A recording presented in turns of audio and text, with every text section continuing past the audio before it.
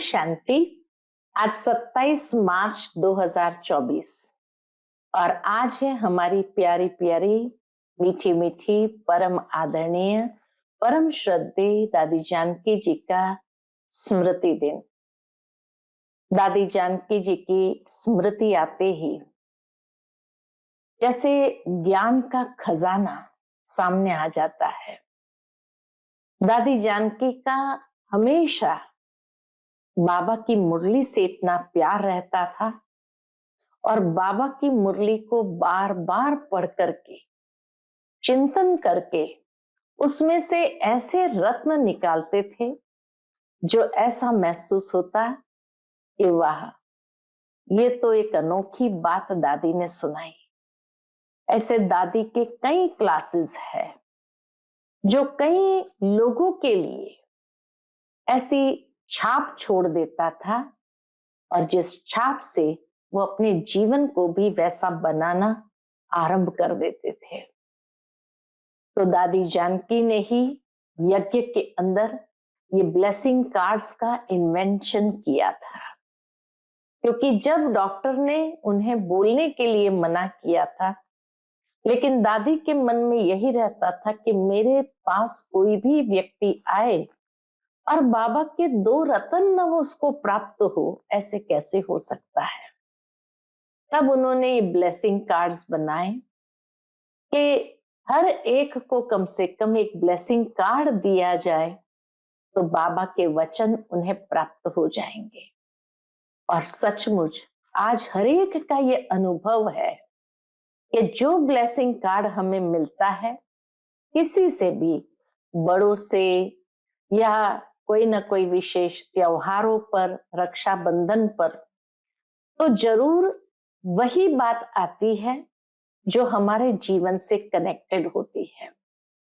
तो इतना deep realisation देता है कि ऐसे कैसे हो सकता है कि बाबा ने हमें वही ब्लेसिंग कार्ड दिया या दिलाया। तो इसीलिए दादी जानकी की अनेक विशेषताएं हैं, लेकिन सबसे अधिक दादी का बाबा से, मुरली से और मधुबन से बहुत प्यार था। इसी के आधार पर गाना बना था, मैंने पाए 3 रतन, एक बाबा, एक मुरली, एक मधुबन। और ये गीत भी दादी का एकदम फेवरेट गीत था। तो सुनते हैं आज के बाबा के मधुर महावाक्य और फिर दादी की अनमोल शिक्षाएं। ओम शांति। मीठे बच्चे, सत्य सुनाने वाला एक बाप है, इसलिए बाप से ही सुनो, मनुष्य से नहीं। एक बाप से सुनने वाला ही ज्ञानी है। आज की मुरली से प्रश्न है, जो आत्माएं अपने देवी देवता घराने की होगी उनकी मुख्य निशानी क्या होगी? उत्तर, उन्हें यह ज्ञान बहुत अच्छा और मीठा लगेगा। वह मनुष्य मत को छोड़ ईश्वरीय मत पर चलने लग पड़ेंगे। बुद्धि में आएगा कि श्रीमत से ही हम श्रेष्ठ बनेंगे। अभी यह पुरुषोत्तम संगम युग चल रहा है, हमें ही उत्तम पुरुष बनना है। ओम शांति। मीठे मीठे रूहानी बच्चे, आत्म अभिमानी भव।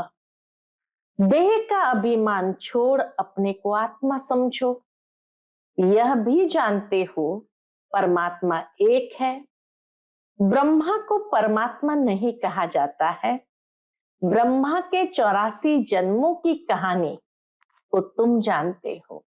बाबा कहे, ब्रह्मा के 84 जन्मों की कहानी को तुम जानते हो। उनका यह है अंतिम जन्म, मुझे आना भी इसमें ही होता है। जिसने पूरे 84 जन्म लिए हैं उनको ही बताता हूं, तुम 84 जन्म को नहीं जानते हो, मैं ही तुमको बताता हूं। पहले पहले तुम ये देवी देवता थे, अब यह बनने के लिए फिर पुरुषार्थ करना है। पुनर्जन्म तो पहले जन्म से ही शुरू होता है। बाबा कहे, पुनर्जन्म तो पहले जन्म से ही शुरू होता है। अब बाप कहते हैं, मैं जो तुमको सुनाता हूं वह है राइट, बाकी जो कुछ तुमने सुना है वह है रॉन्ग। मुझे कहते हैं ट्रुथ, सत्य बोलने वाला। मैं सत्य धर्म की स्थापना करने आता हूं। कहा जाता है सच तो बिठो नच, अर्थात सच्चे हो तो खुशी में डांस करो। यह है ज्ञान डांस। वो लोग श्री कृष्ण को दिखाते हैं, मुरली बजाई, रास किया। वह है सचखंड के मालिक, लेकिन इनको भी बनाने वाला कौन? अब कहिए, इस सोचो, इनको भी बनाने वाला कौन? सचखंड की स्थापना करने वाला कौन? वह है सचखंड, यह है झूठखंड। भारत सचखंड था जब इन लक्ष्मी नारायण का राज्य था। उस समय और कोई खंड नहीं था। मनुष्य ये नहीं जानते कि स्वर्ग कहाँ है। कोई मरते हैं तो कहते हैं स्वर्गवासी हुआ। बाप समझाते हैं तुम उल्टे लटक पड़े हो, माया के अधीन हो पड़े हो। अब तुमको बाप आकर सुलटा बनाते हैं। तुम जानते हो भक्तों को भक्ति का फल देने वाला है भगवान। इस समय सब भक्ति में है। जो भी शास्त्र आदि है सब है भक्ति मार्ग के। ये गीत गाना आदि सब है भक्ति मार्ग। ज्ञान मार्ग में भजन होता नहीं। तुम जानते हो हमको आवाज से परे जाना है, वापस जाना है। बाप कहते हैं मीठे बच्चों, मुख से हे भगवान भी कभी नहीं कहना। यह भी भक्ति मार्ग है। कलयुग के अंत तक भक्ति मार्ग चलता है। अब यह है पुरुषोत्तम संगम युग, जबकि बाप आकर ज्ञान से तुमको उत्तम पुरुष बनाते हैं। तुम एक ईश्वरीय मत पर चलो। जो ईश्वर कहते हैं वह राइट है। बाबा मनुष्य तन में आकर सुनाते हैं। तुम कितने समझदार थे, अब कितना बेसमझ बन पड़े हो। तुम गोल्डन एज में थे, अब आयरन एज में आ गए हैं। तो बाबा कहे तुम गोल्डन एज में थे, अब आयरन एज में आ गए हो। यहाँ का जो होगा उनको यह ज्ञान बहुत अच्छा लगेगा। यहाँ वालों को मीठा लगेगा। जो बाबा का बच्चा होगा उनको ये ज्ञान बहुत मीठा लगेगा। ये बाबा खुद भी गीता पढ़ते थे। बाबा मिला तो सब कुछ छोड़ दिया। गुरु भी बहुत किए। बाप ने कहा ये सब भक्ति मार्ग के गुरु है। ज्ञान मार्ग का गुरु मैं एक ही हूं। ज्ञान जब मेरे से सुने तब उनको ज्ञानी कह सकते हैं। बाकी सब है भक्त। श्रीमत ही श्रेष्ठ है। श्रीमत ही श्रेष्ठ है, बाकी सब है मनुष्य मत। यह है ईश्वरीय मत, वह है रावण मत। एक है मनुष्य मत, एक है ईश्वरीय मत और एक है रावण मत। यह है भगवान की मत।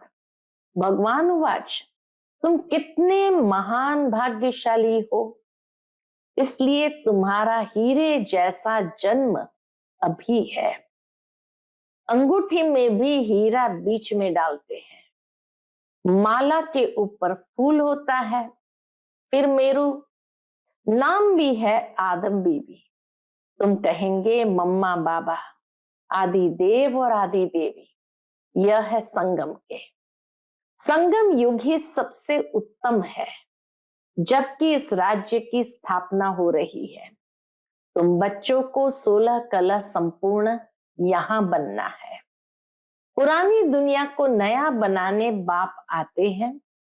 इस दुनिया का ड्यूरेशन कितना है यह भी तुम बच्चों के सिवाय कोई नहीं जानते। लाखों वर्ष कह देते हैं। यह सब है झूठी बातें, झूठी माया, झूठी काया, झूठा सब संसार कहा जाता है। सच्ची सच्ची है ही नई दुनिया। यह है झूठ खंड। फिर झूठ खंड को सच खंड बनाना बाप का ही काम है। बाप कहते भक्ति मार्ग में जो कुछ पड़ा है वह सब भूलो। यह है तुम्हारा बेहद का वैराग्य। वो तो सिर्फ घर बार छोड़ फिर इस दुनिया में जंगल में चले जाते हैं। बाबा कहे दुनिया के सन्यासी जो है घर बार छोड़ फिर इस दुनिया में जंगल में चले जाते हैं। यह भी ड्रामा में नूंद है। क्यों का सवाल नहीं उठता। ये तो बना बनाया खेल है। तुम बच्चों को बाप समझाते हैं ऐसे ऐसे होता है। और जो भी धर्म वाले हैं वह स्वर्ग में नहीं आ सकते। बाबा ने ये भी समझाया कि और सब धर्म वाले जो है वह स्वर्ग में नहीं आ सकते। बौद्ध डिनाइस्टी, क्रिश्चियन डिनाइस्टी कोई भी स्वर्ग में नहीं आते हैं, वह पीछे आते हैं। पहले पहले है डीटी डिनाइस्टी, फिर इब्राहिम, बुद्ध, क्राइस्ट आकर अपना धर्म स्थापन करते हैं। बाबा पुरुषोत्तम संगम युग पर आकर के यह डीटी डिनाइस्टी स्थापन करते हैं। कोई भी आत्मा आती है तो गर्भ में ही है। छोटा बच्चा सो बड़ा हुआ। शिव बाबा तो छोटा बड़ा नहीं होता, न वह गर्भ से जन्म लेता है। बुद्ध की आत्मा ने प्रवेश किया। बुद्ध धर्म पहले तो होता नहीं, जरूर यहाँ के कोई मनुष्य में प्रवेश करेंगे, फिर गर्भ में तो जरूर जाएंगे। बुद्ध धर्म एक ने ही स्थापन किया, फिर उनके पीछे और आते गए, फिर वृद्धि होती गई। जब लाखों हो जाते हैं तो फिर राजाई चलती है। बौद्धियों का भी राज्य था। बाप समझाते हैं ये सब पीछे आते हैं। उनको गुरु नहीं कहा जाता। गुरु होता है एक, वह तो अपने धर्म की स्थापना कर फिर नीचे आ जाते हैं। बाप ने सबको ऊपर भेज दिया था, फिर मुक्ति धाम से एक एक करके नीचे आते हैं। तुम भी जीवन मुक्ति से नीचे आते हो, वैसे वह फिर मुक्ति से नीचे आते हैं। उनकी महिमा काहे की। ज्ञान तो उस समय प्राय लोप हो जाता है। बाप ज्ञान देते हैं गति सदगति के लिए। वह गर्भ में नहीं आते, इसमें बैठे हैं। इनका दूसरा नाम नहीं। शिव बाबा गर्भ में नहीं आते, ब्रह्मा बाबा में बैठे हैं। इनका दूसरा नाम नहीं। शिव बाबा वो शिव के रूप में ही याद करते हैं। औरों के शरीरों का नाम है, यह है ही परमात्मा। यह ज्ञान का सागर है। यह ज्ञान पहले आदि सनातन देवी देवता धर्म वाली आत्माओं को मिलता है, क्योंकि उन्हें ही भक्ति का फल मिलना है। भक्ति तुम ही शुरू करते हो, तुमको ही फल देता हूं, बाकी दूसरे सब है बाई प्लॉट। वह 84 जन्म भी नहीं लेते हैं। बाप समझाते हैं बच्चे तुम अब देही अभिमानी बनो। वहां भी समझते हैं एक शरीर छोड़ दूसरा लेंगे। सतयुग में भी इतना तो समझते हैं, हम एक शरीर छोड़ दूसरा लेंगे। दुख की बात नहीं, विकारों की बात नहीं। विकार होते हैं रावण राज्य में, वह है निर्विकारी दुनिया। तुम समझाएंगे फिर भी मानते नहीं है। कल्प पहले मिसल जो मानते हैं वही पद पाते हैं, जो नहीं मानते हैं वह नहीं पाते हैं। सतयुग में सभी पवित्र सुख शांति में रहते हैं। सब मनोकामनाएं 21 जन्म के लिए पूरी होती है। बाबा कहे सब मनोकामनाएं 21 जन्म के लिए पूरी हो जाती है। सतयुग में कोई कामना नहीं। अनाज आदि सब कुछ अथाह मिल जाता है। यह बॉम्बे पहले नहीं थी। सतयुग में बॉम्बे नहीं थी। देवताएं खारे जमीन पर नहीं रहते हैं। मीठी नदियां जहां थी वहां देवताएं थे। मनुष्य थोड़े थे, एक एक को बहुत जमीन होती है। दिखाते हैं सुदामा ने 2 मुट्ठी चावल दिए, महल मिल गए। मनुष्य दान पुण्य करते हैं, ईश्वर अर्थ। अब वह कोई भिखारी है क्या? ईश्वर कोई भिखारी है क्या? ईश्वर तो दाता है। समझते हैं ईश्वर दूसरे जन्म में बहुत कुछ देगा। तुम 2 मुट्ठी देते हो, नई दुनिया में बहुत कुछ लेते हो। तुम खर्चा करके सेंटर आदि बनाते हो, सबको शिक्षा मिले, अपना धन खर्च करते हो, फिर राजाई भी तुम ही लेते हो। बाप कहते हैं मैं ही तुमको अपना परिचय देता हूं। मेरा परिचय कोई को है नहीं, न मैं किस तन में आता हूं। बाबा कहे और किसी तन में मैं नहीं आता हूं, मैं आता ही एक बार हूं, जब पतित दुनिया को चेंज करना है। मैं हूं ही पतित पावन, मेरा पाठ ही संगम युग पर है, सो भी एक्यूरेट समय पर आता हूं। तुमको यह थोड़ी पता पड़ता है कि शिव बाबा इसमें कब प्रवेश होता है। श्री कृष्ण की तिथि, तारीख, मिनट, घड़ियां लिखते हैं, इनका कोई मिनट आदि नहीं निकाल सकते। ये ब्रह्मा भी नहीं जानते थे कि शिव बाबा ने कब प्रवेश किया। जब नॉलेज सुनाई तब मालूम पड़ा। कशिश होती है, इसमें तो कट चढ़ी हुई थी। जब परम पिता परमात्मा ने प्रवेश किया तो तुमको कशिश हुई और तुम भागे। इतने बच्चों को कशिश हुई और भागे, कोई भी तुमने परवाह नहीं की। बाप कहते हैं मैं तो संपूर्ण पवित्र हूं, तुम आत्माओं पर कट चढ़ी हुई है, अब वह कैसे निकले। ड्रामा में सब आत्माओं को अपना अपना पार्ट मिला हुआ है। ये बहुत गुह्य बातें हैं। आत्मा कितनी छोटी है, दिव्य दृष्टि के बिगर उनको कोई देख न सके। बाप आकर तुमको ज्ञान का तीसरा नेत्र देते हैं। तुम जानते हो हम आत्माओं को ही बाप पढ़ाते हैं। भक्ति मार्ग में तो ज्ञान है आटे में नमक, थोड़ा सा ही ज्ञान की बातें उसमें समाई हुई है। जैसे भगवान वाच अक्षर ठीक है, जैसे भगवान वाच अक्षर राइट है, फिर श्री कृष्ण कहने से रॉन्ग हो जाता है। मन मना भाव अक्षर ठीक है, परंतु अर्थ नहीं समझते। माम एकम अक्षर राइट है। यह है गीता का एपिक यानी युग, यह है गीता का एपिक। भगवान इस समय ही इस रथ में आते हैं। उन्होंने दिखाया है घोड़ा गाड़ी, उसमें श्री कृष्ण बैठा है। अब कहां भगवान का यह रथ, कहां घोड़ा गाड़ी, कुछ भी समझते नहीं। ये बेहद के बाप का घर है। ब्रह्मा बाबा का तन यह बेहद के बाप का घर है। बाप सब आत्माओं को यानी सब बच्चों को 21 जन्मों के लिए हेल्थ, वेल्थ, हैप्पीनेस देते हैं। यह भी अनादि अविनाशी बना बनाया ड्रामा है। कब शुरू हुआ कह नहीं सकते, ये कोई बता नहीं सकते ये ड्रामा कब शुरू हुआ। चक्र फिरता ही रहता है। इस संगम का तो किसको मालूम ही नहीं। बाप बतलाते हैं ये ड्रामा 5000 वर्ष का है। आधा में सूर्यवंशी चंद्रवंशी, आधा में अर्थात 2500 वर्ष में बाकी और सब धर्म। तुम जानते हो सतयुग में है ही वाइसलेस वर्ल्ड।